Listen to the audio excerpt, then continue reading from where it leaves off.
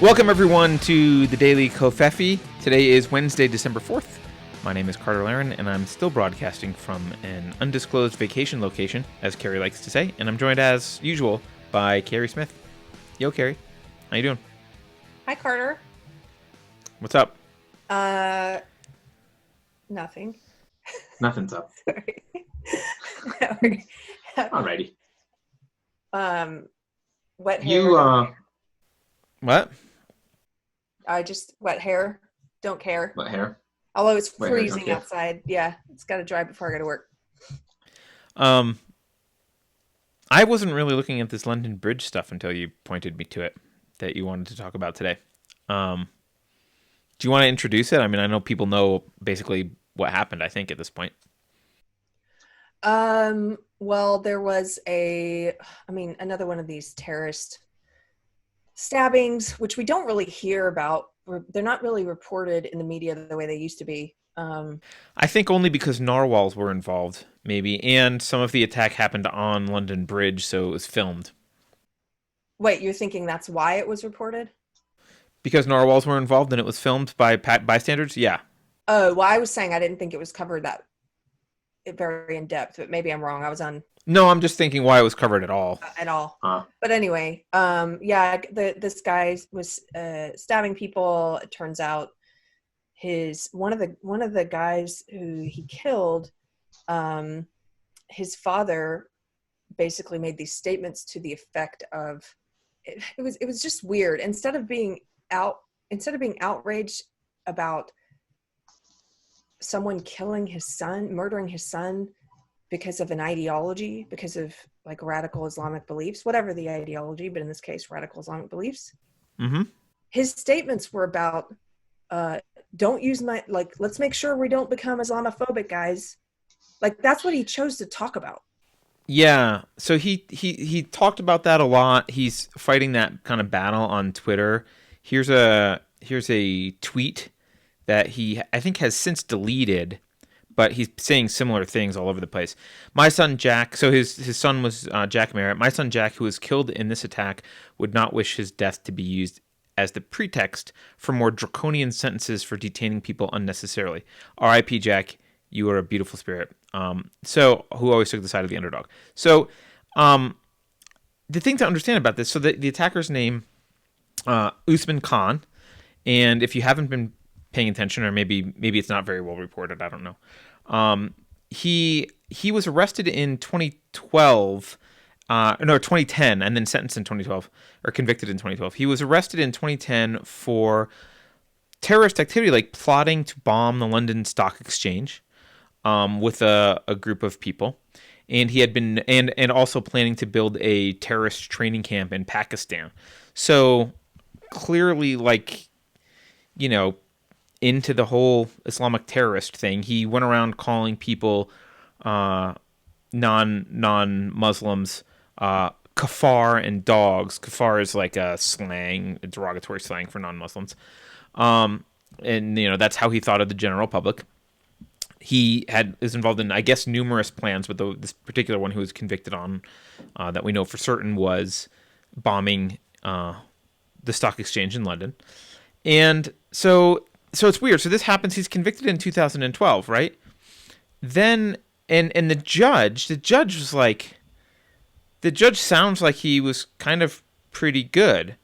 The judge says that, in my judgment, so the judge basically was saying, like, the sentence was basically indefinite and indeterminate detention for the protection of the public, right? So the judge was like, we have to, like, keep this guy in jail. We'll have to reevaluate it later. So the judge sentenced him to a minimum jail term of 8 years. He pleaded guilty to the terrorist attacks, or planning the terrorist attacks. The judge sentenced him to 8 years, but with a minimum of 8 years, but with an indeterminate detention.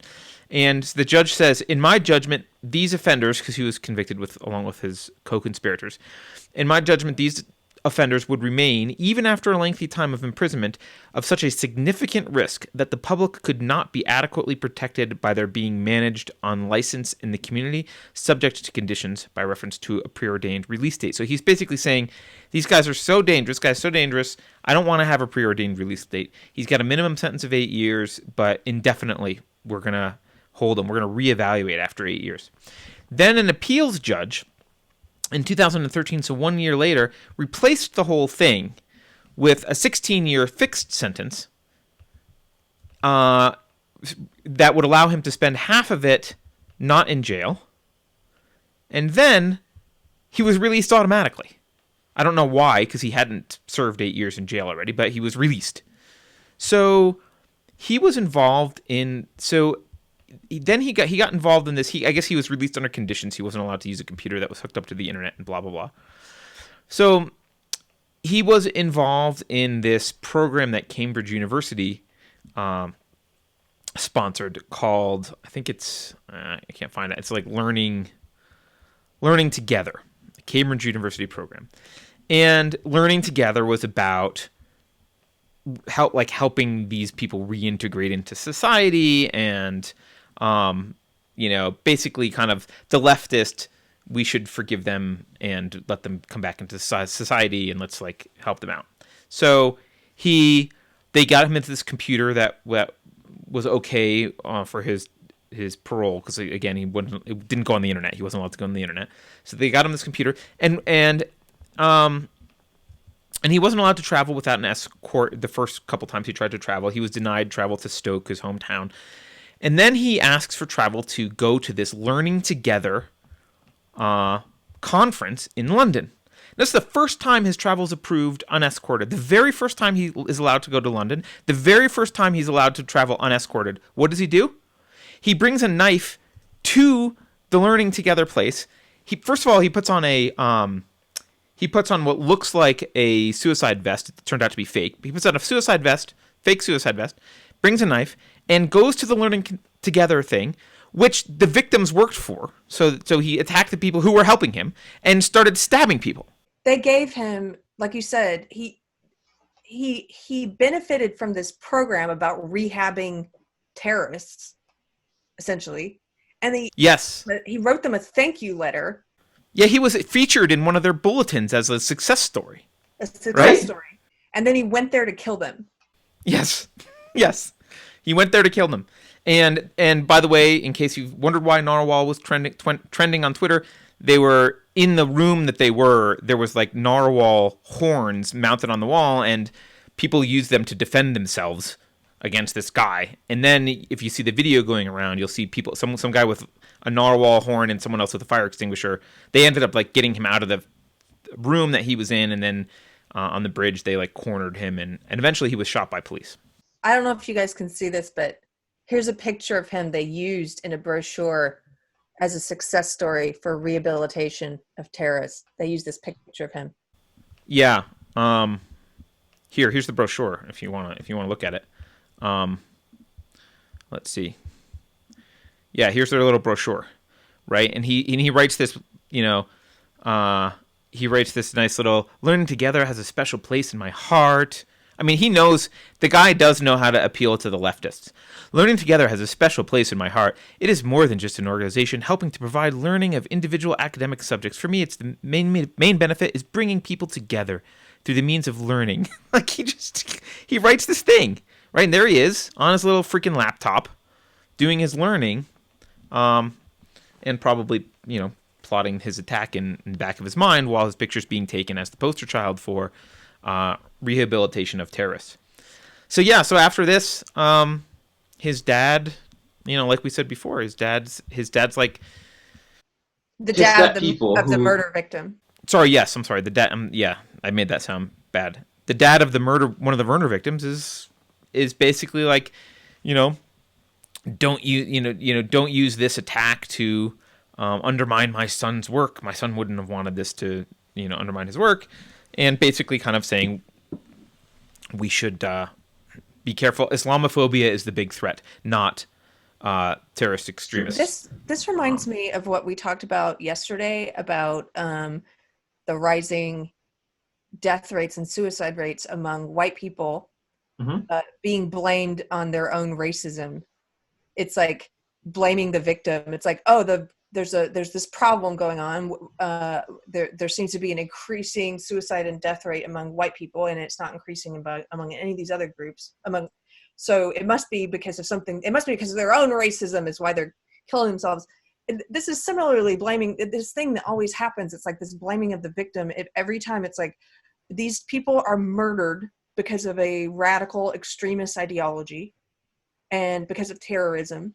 And then instead of talking about the problem and what led to their death, it's like, well, I wouldn't want their murder to be used for the real problem. Here's Islamophobia.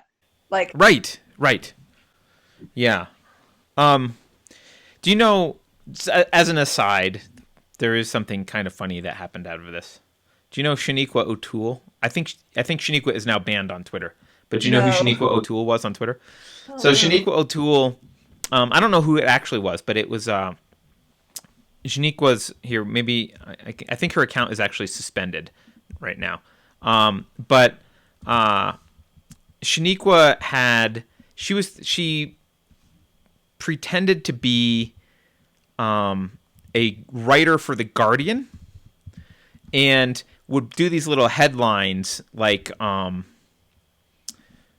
I don't know, with like the Guardian banner, right? But a satirical head. Well, but she pretended to just be a radical leftist. So she's got like this attitude, like she's like a pose of her like doing so like she's something like out attitude face. like a Godfrey Elphick or a Tatiana McGrath. Yeah, kind of, right? But she and I guess the Guardian was pissed because she they were like, you're pretending to be a Guardian reporter, but you're not. So like like we're sending her DMCA takedown notices. By the way, so are the Guardian reporters. Right. Yes. Yes. Yeah.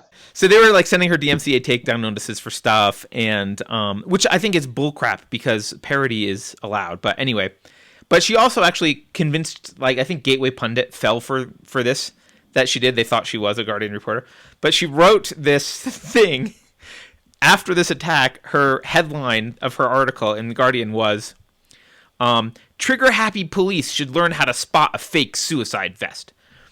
What? And it was this article about how the terrorist should be alive because the trigger happy police should have known that it was a fake suicide vest, and how dare they shoot him. So of course her account was suspended on Twitter, probably for wrong think of some kind. Because the satire, good It's funny. satire, good Yeah. satire reveals truth. And that's what I like about I mean, that's why we all like satire, is when it's used expertly. It's an exaggeration almost that reveals a greater truth. And they have to get rid of the effective satire like hers, because Yes. it's too blinding. It's shining a light on things in such a way that, especially when we talk about what satire being dead, when we live in a time that's satire being dead is when things are so crazy that it's almost impossible to exaggerate them further. So Which is kind satire of is where not we are. Yeah, we're Yeah. almost there. We're almost there where you can't make the exaggeration because it's already Right. happening. Well, and that's the thing, right? People looked at that and they were like, oh, that seems like a thing that a Guardian reporter would write. Yes. Okay. And the Guardian is like, take it down, people are going to think it's us. It's like, well, that's an interesting admission. Like, you're saying that people confuse your reporting with this? With Right? satire. I mean, okay. That's quite an admission. That's a good I don't point, know. Carter. That's a good point. It's that it's so close to what they would write. Right. I mean, if you were a real news outlet and someone was trolling you like that, you would be like, it's actually, it wouldn't even be trolled like that because it wouldn't be as funny. But yeah, like if you were confident that your news was real and that you weren't crazy, when someone put a crazy headline under your banner as a joke, you might be annoyed, but you wouldn't be like that pissed off about it. You wouldn't be like, hey, people are going to confuse it for us. Like, if it's really that insane, they shouldn't confuse it for you unless you're insane, which the Guardian, I think collectively, is. But, I was thinking about this, Keri. I don't, you and I talk about the Enlightenment and universal principles and values, right? Freedom of speech and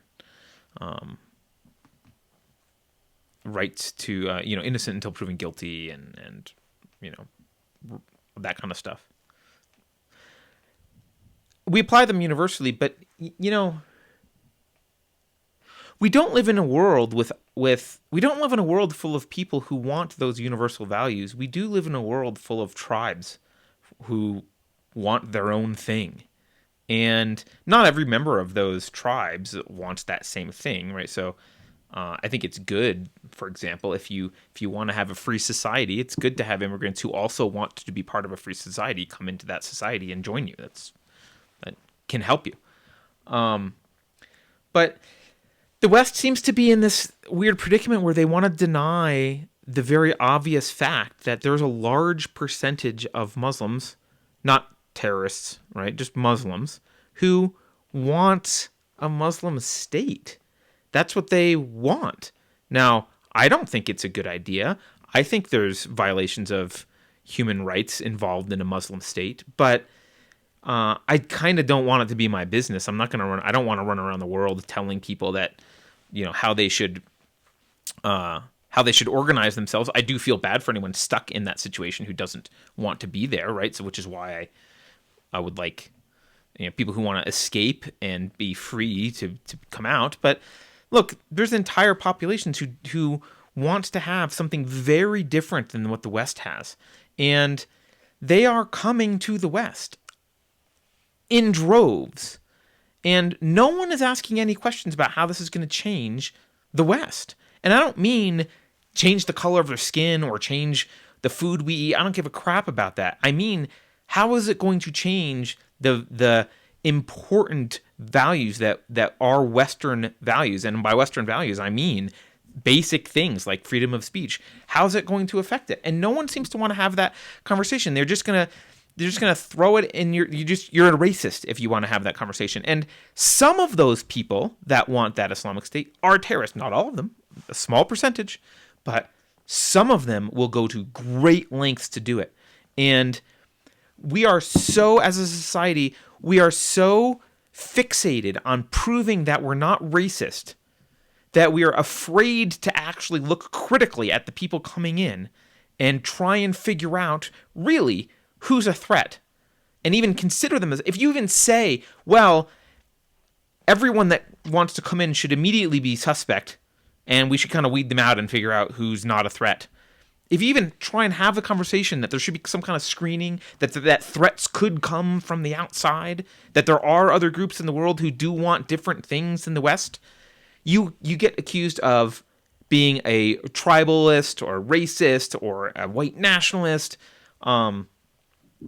But the fact is, the West is going to die because of this. This West is killing themselves because we're not asking basic questions about who the hell is coming in and what their values are and whether they're compatible with what the hell we're trying to build.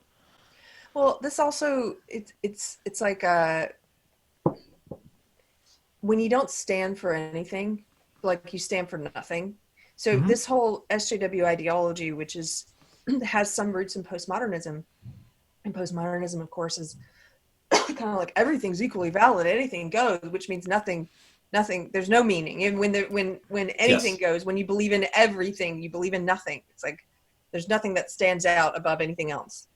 Right. You can't say Western values are better than other values. Is that what you're saying? Right. Exactly. Yeah. Well, they just across the board, they believe in nothing. They don't want us to say anything's better than anything else. No culture's better. No values are better. They actively criticize and tear down anything of meaning. They try and link it to. They try and link values that don't know any racial characterization. They try and link it to race, which is also what white supremacists do. Which is kind of crazy. Yes. But SJWs and white supremacists supposed to do that. But anyway, the point is, when you have a vacuum of meaning and belief, something is going to fill that vacuum. And it's almost like, well, at least radical Islam, they believe in something. like they don't. Yes. And so it's like you are just paving the way for this other dominant ideology or value system to come in, because you don't have a value system. There's no value system. You're destroying what we have, and then what's going to come next?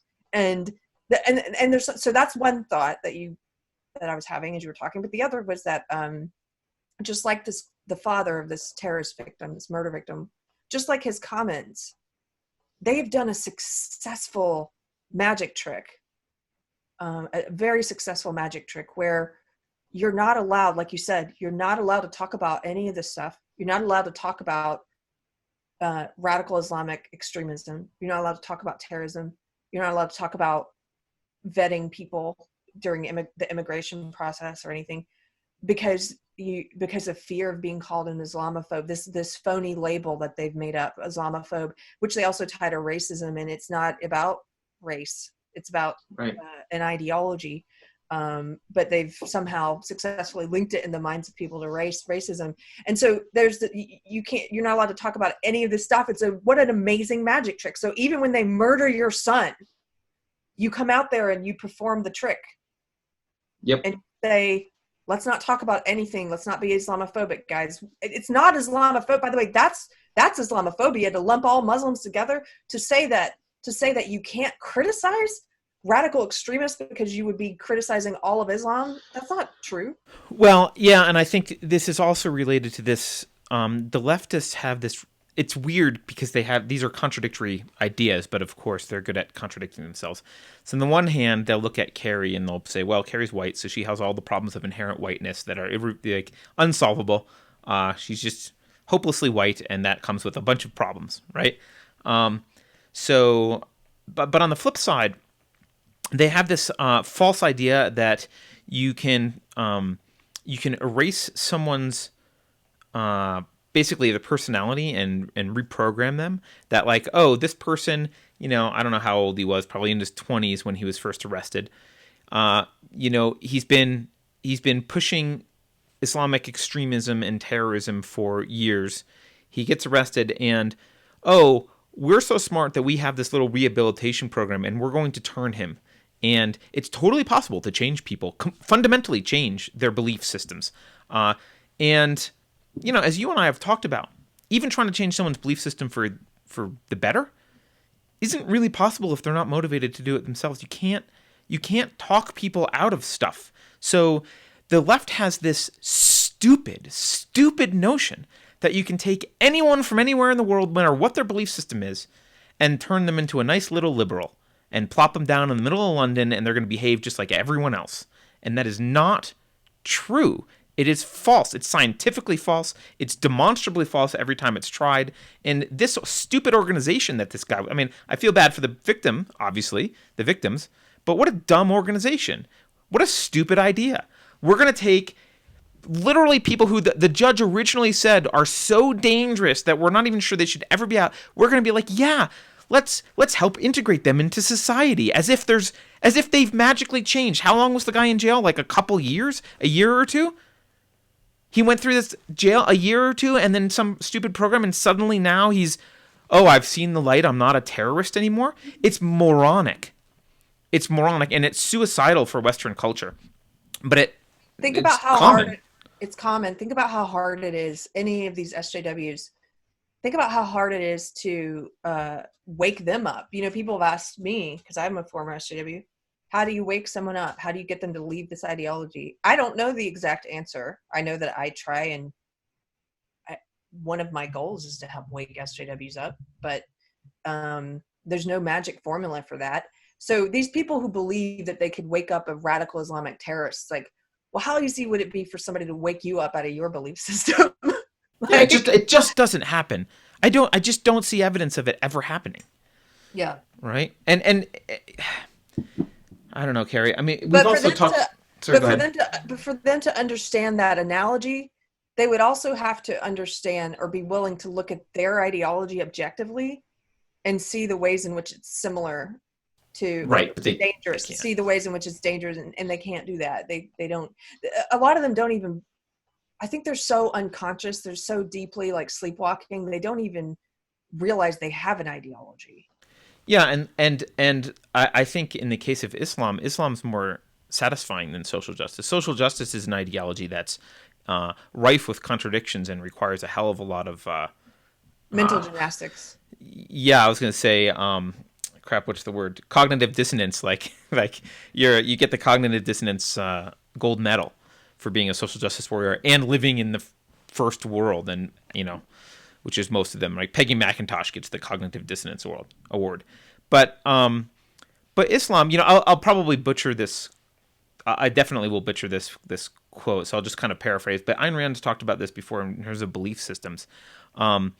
Belief systems that are internally consistent are much more attractive to people and will win out in the long run than belief systems that are rife with internal contradictions, because people don't feel good about the internal contradictions. So over time, the one without internal contradictions will succeed. And she also said that the belief system that corresponds to reality would succeed over ones that won't over time. I mean, I think she's talking probably millennia, but whatever. Belief systems that correspond to reality, again, because they work better, right? Because they reflect how reality actually is. And if you look at Islam, this might piss off some Muslims, but and I think this is true as an atheist. I think this is true for many religions, but let's just talk about Islam. Islam, you can be completely consistent. There are ways to interpret the Quran in which you can feel completely justified in your Islamic extremism. Now, I know there's people who argue there are ways to interpret the Quran that aren't that way, right? And they look at the passages about peace and that kind of stuff, right? But there is a methodology, right? I forget what it's called, but there's the thing where you interpret the later verses as superseding the earlier verses, which solves the problem of contradictions in a religious text. And I think a lot of Islamic scholars adhere to that. And, well, the more violent stuff is towards the end and the more peaceful stuff is towards the beginning. So if you have whatever psychological needs to be an angry terrorist and you want to use Islam to justify that terrorism, well, it's possible. There's tools there to do it. It's totally possible to do. I mean, yes, you may have to be making there may be a few mental sleight of hands that happen, but it's not too bad. You could feel pretty consistent and do that. And my guess is you're probably more consistent than a Muslim who's more westernized, right? Just like if you look at Christians are more fundamentalist. Christians are more consistent with the Bible than Christians who are like, well, I'm just going to ignore that part there, right? Because I don't like that part, right? But most people who consider themselves Christian or Muslim also have to live in the real world, and so they temper their religion with their own sense of what's right and wrong and their own desires for their life and the life of their family. But if you want to be crazy Muslim, you absolutely can. And, I guess we're not allowed to talk about that either. Are you saying that Islam, because it is more internally consistent than SJW ideology, It's more attractive, yeah. Yeah, it's more attractive. Yeah. So I'm saying if you have, we've talked about this before, right? The nihilist approach where, and this is something that I think atheists are responsible for, right? They came in, they tore down religion, which was the backbone of the belief systems of Christianity, were the backbone of the West. Let's be honest, right? A lot of the morals were based on Christianity. I do think there's some Enlightenment concepts that don't require Christianity, but in reality, it's all pretty much came from Christianity, and most of the thinkers were at least theists. And society operates under this Christian backbone. So the atheists came along. Again, I'm an atheist, so I can blame us. The atheists came along. They tore down Christianity. They said, here's the problems with it. Here's why God doesn't exist. Religion is stupid. Blah blah blah. Look at all the problems. Okay, so they did all this. And I agree, because I'm an atheist. I agree, but they didn't replace it with anything. They just tore it down. They're like, yay, we bulldozed the church. Now we can move on. And it's like, okay, well, where are people going to stay? You didn't give them any, is there a rational moral belief system that would work just as well? Because you certainly didn't bother even trying to construct one. You just patted yourself on the back for demolishing the church and walked off all smug like you'd done something. But you didn't. You left people out in the cold, and okay, Marx builds a crappy little church so people run to it, right? Well, a mosque looks pretty attractive, So I think, you get a lot of disillusioned people sitting in a nihilistic youngsters in a nihilistic culture, and you have basically only one religion that has the permission culturally to tout itself, right? Christians are busy feeling guilty and, you know, trying to not be too Christian and not advertise too much because, don't want to be associated with Christians, and they're too busy apologizing for their own existence. But then you got the Muslims, they're not apologizing for their own existence. They're like, yeah, here's our religion, here's our system, and it's got a system of morals. I think that's attractive to a lot of people, especially to a lot of people who are already culturally or ethnically in a community where there's a lot of Muslims. So, and frankly, it's easy to make that an extreme version of Islam. Well, and also I think for some people, even if they're not raised, and it's like you said, it's an internally more consistent belief system. And there is something I will say this as someone who is a recent Christian convert, is that yes, it's an internally consistent belief system. If I separate my feelings about God, and if I just look at it and try and look at it objectively as a system of belief, it's internally consistent. And I prefer, as we've talked about, I don't like the mealy mouth, the wishy-washy Christianity. I want a strict set of guidelines. That's why, that is appealing to me. It is, this friend of mine who's like, oh, you should come, who found out I was visiting different churches and was a new Christian. She was like, oh, you should come to my church. It's super liberal. And she's basically like anything goes and explaining SJW beliefs to me. I'm like, that's what I left behind. That's the opposite of what you want. Right? Exactly. I want something consistent that makes sense. Right. And Islam provides that. And Islam provides that too. And you made me think of Sinead O'Connor, this Irish singer. Yeah. Nothing compares to you, Keri. Nothing compares to you. I adore Sinead O'Connor, but clearly has mental problems, like a lot of people do, and especially artists. But I don't know if you follow what's been going on with her, but last year she converted to Islam. Mm-hmm. I don't follow her. Yeah, well, she goes by Shuhada Sada something now. And on Twitter, she tweeted this last year, almost exactly a year ago. I'm terribly sorry. What I'm about to say is something so racist, I never thought my soul could ever feel it. But truly, I never want to spend time with white people again, if that's what non-Muslims are called. Not for one moment, for any reason. They are disgusting. And it's weird because it's almost like you can see how someone could make a jump from SJW ideology, which is racist and anti-Western and anti-white and anti-male and all these other things. You could see how somebody could make a jump from that if they're maybe perhaps unstable enough, or I don't know, just for a myriad of reasons which might lead you to make that jump to saying, this really fundamentalist ideology is attractive to me and I'm moving there, right? Yep. And then she later apologized. It took her a year to apologize. And she tweeted this in September of this year. As regards to remarks I made while angry and unwell about white people, they were not true at the time and they are not true now. I was triggered as a result of Islamophobia. Dumped on me. Yeah, I apologize for the hurt caused. This was one of many crazy tweets, Lord knows. So she basically was like, Islamophobia is what caused me, because there's so much Islamophobia in the world. I hated white people. I was triggered as a result of Islamophobia. My hatred and my racism and my et cetera, it's white people's fault anyway. Yes, can be blamed on white people, can be blamed on Islamophobia, which takes us back to the dad of this murder victim saying, let's talk about Islamophobia. Let's make sure we're not Islamophobic. When instead of talking about this ideology, this radical extreme version of Islam that led to his son's death. Yeah. Yeah. And let's talking about the way in which we have a criminal system. We have a criminal justice. I mean, let's just look at the UK's. The US's criminal justice system is horrible, right? Probably worse.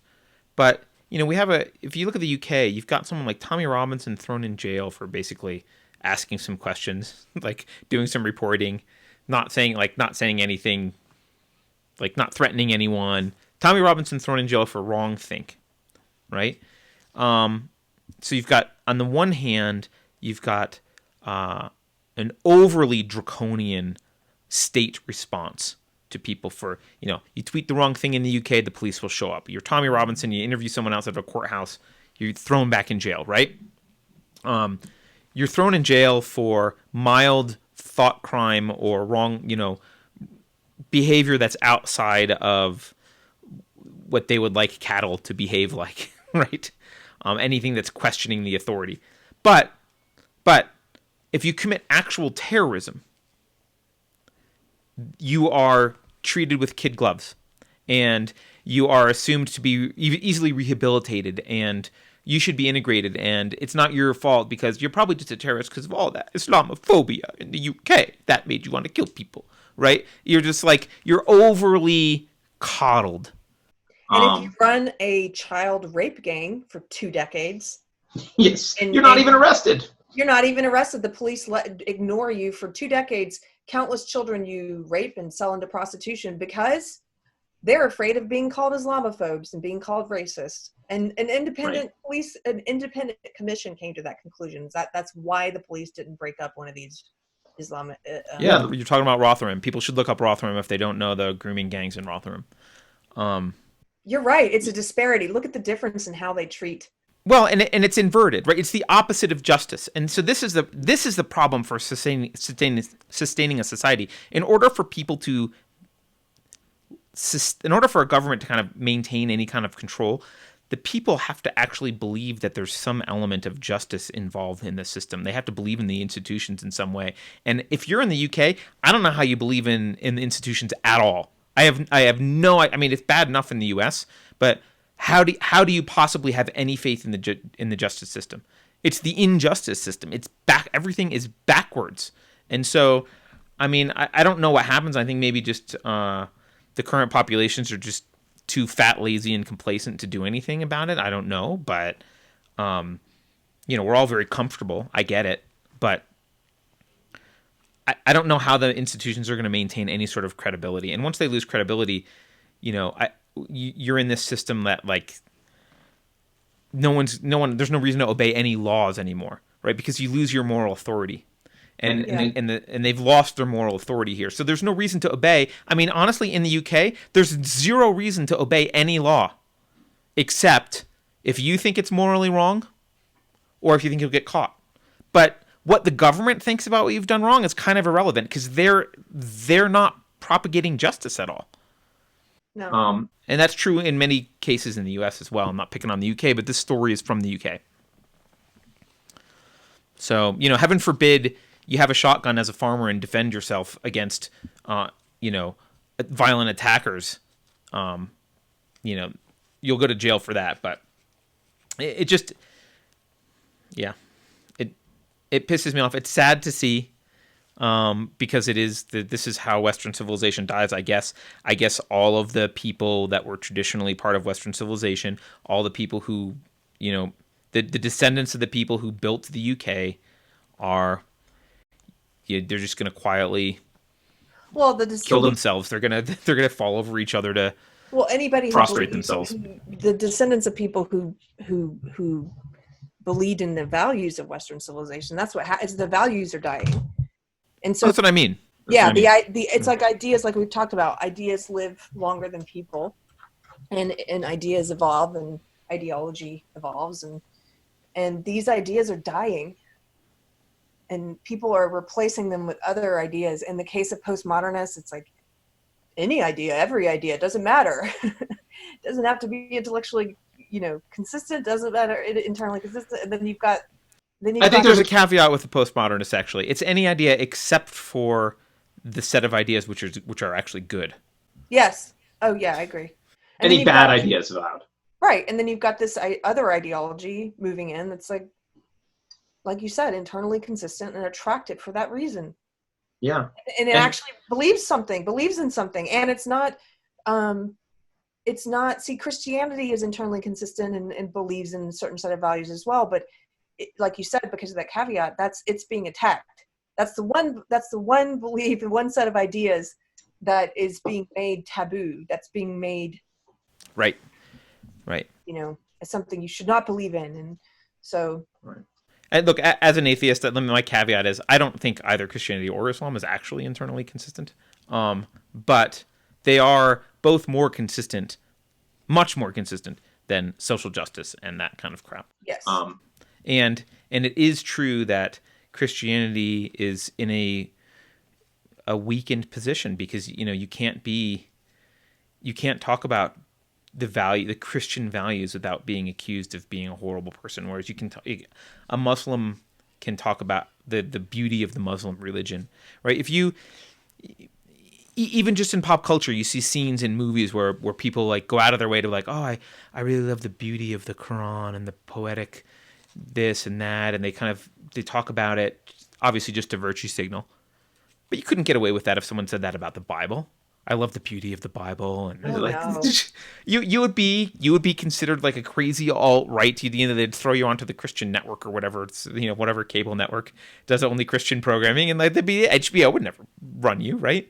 When I was an SJW, so I simultaneously believed that the whole idea of a war on Christmas was made up and manufactured by Fox News. I was like, that's not real. There's no war on Christians. There's no war on Christianity. There's no war on Christmas. I simultaneously believe that, talk about cognitive dissonance. And then I purposefully at Christmas time would pick holiday cards that had nothing to do with Christ or Jesus or anything. And I would send them to my Christian relatives on purpose. On purpose, I would pick Happy Holidays, and it would have like Santa riding a reindeer with sexily dressed elves, and I did that on purpose because I was a vengeful, arrogant. Well, not, but I felt like I knew best. You were resentful, probably. I was resentful because a lot of SJWs are, and I felt like I knew best, and they should have to deal with somebody who doesn't believe in their religion, right? Like that's the way I thought of it. They should have to deal with somebody sending them a happy holiday card instead of a Merry. Why should I have to cater to their beliefs, right? I was so mean. I was so arrogant about it. And now that I'm on the other side of it, and I'm like, obviously, there is a war on Christian values. Obviously. And I was a part of it. I love that you're laughing, but yeah, I was a part of it. And I didn't believe there was. While I was being a part of it, I didn't believe there was. And there's no war on Christmas. Now come to the holiday winter celebration party. Right. Come to the winter celebration. Wait. So now I noticed last Christmas was the first time I did the opposite. I went to like one of these fancy paper stores like Papyrus or something. Uh-huh. And I noticed they didn't have any Christmas. They had all the Christmas cards you could buy in packs. They didn't have any Christian ones at all. It was all stuff like I used to buy. It was all like penguins in a tree or like.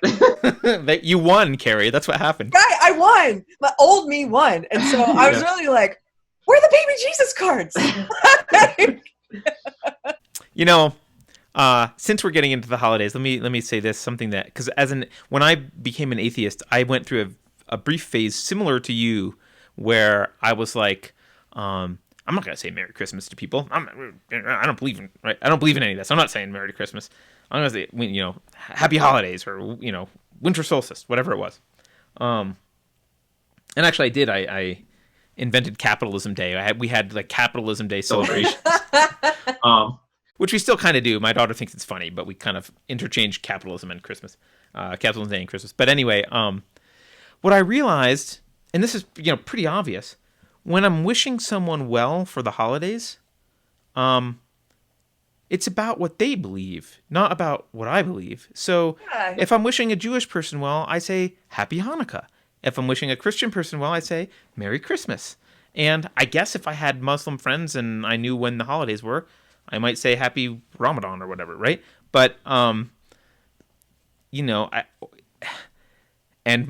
atheist friends, I don't know Happy Festivus, right? But it's not a betrayal of my beliefs to wish someone well on celebrating their holiday. Like, that's not. I don't need to go out of my way to be like, "Happy winter solstice, Christian. Here's my secular card." It's like forcing. It is very much a way of trying. It's an authoritarian thing. It makes it about me instead of about them. It's trying to force your beliefs on them. Yes. Trying to make them cater to you. It's the same thing as forcing your pronouns. It's like, you Right. cater to what I believe. Right. And anyone that I'm going to send a card to knows me well enough that they know we disagree on that. If that's like, you know, Yes. we're not, it's not like, you know, Keri, I'm not going to send you a card and be like, "Happy winter solstice, Keri." Like, But that's it's what like- I use. That's what I use. I know. By the way, one of my Muslim friends is like the biggest Christmas person I know because she wasn't raised with Christmas. And so I'm not kidding. She puts up her Christmas tree like November 1st and she doesn't take it down until like February. She's like, It's great. I love the season. Yeah, she's Yeah. like, Christmas is coming. And she never, it's like not being able to have a puppy when you're a kid and then you're an adult and you have like 10 of them. Yeah. Wait a minute. Were you not allowed to have a puppy when you were a kid? No, that doesn't actually apply to me. But we would always have like 13 dogs at a time. Yeah, we lived in the woods. We lived in the woods, so and people knew my dad would take them, so they would drop them off at our house. We'd come home and have a new dog. So you're just used to it. It's just normal for you. Yeah, that doesn't describe why I. Right. At least you're not a cat lady living by yourself with 7 cats. Yeah, that at would- least that I'm would be not a worse. Cat lady. All right. Well, you said we had about 45 minutes, and so we should probably wrap it up, Keri. But yeah, thanks for watching, everyone. Keri, any last comments on this this knife thing in London? No, nothing on that. No. Okay. But I would like to say, Tiger would like to say goodbye, Carter. Bye. Goodbye, Tiger. Goodbye, Keri. Goodbye, everyone else. Please don't forget to like, share, subscribe. As Keri points out, even just liking our YouTube videos helps us. Certainly sharing them probably helps us more. And going to Subscribestar helps us even more. You can also go to unsafespace.com/shop and buy some Christmas merch. We should have done a Christmas sale thing, but Keri's eyes are lighting up now. I don't know if you can see that, everyone, but she's now going to do a Christmas sale. No, we'll make some because I more think Christmassy merch, maybe. I don't know. we could do. Yeah, let's come up with a Christmas idea. But no, I hate Black Friday. I think it's gross. But Okay. but let's do a Christmas design. All right, Keri will come up with a brilliant Christmas design. And Oh, we should do one of your Capitalism Day shirts and then have like a baby Jesus, like one that's real Christianed out. Oh my god. all right, we'll probably brainstorm offline, everyone. 'Cause- This isn't going to go well. But We'll have two options. Thank you all for watching and listening, and we will see you tomorrow.